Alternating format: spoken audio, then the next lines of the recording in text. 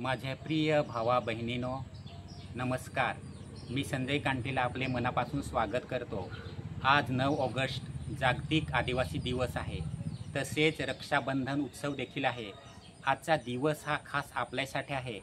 आनंद करण्याचा दिवस आहे. आदिवासी माणूस हा मूळ निवासी आहे. जंगल, जमीन, पाणी याचा तो हकदार आहे.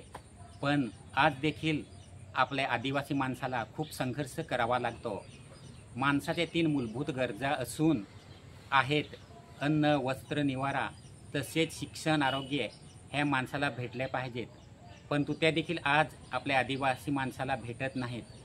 बाबासाहेब आंबेडकरांनी म्हटलेलं आहे, शिका, संघटित व्हा, संघर्ष करा. या गोष्टीवर आपण विचार केला पाहिजे. आजच्या दिनाचे औचित्य साधून आपण श्रमदान, रक्तदान, वृक्षारोपण करून इतरांना मदत करून प्रेमाने वागण्याचा प्रयत्न केला पाहिजे. सत्कर्म करून आदिवासी दिवस साजरा करूया. माझ्या सर्व आदिवासी भावा बहिणींना आदिवासी दिनाच्या खूप खूप शुभेच्छा. जय जोहार, जय आदिवासी.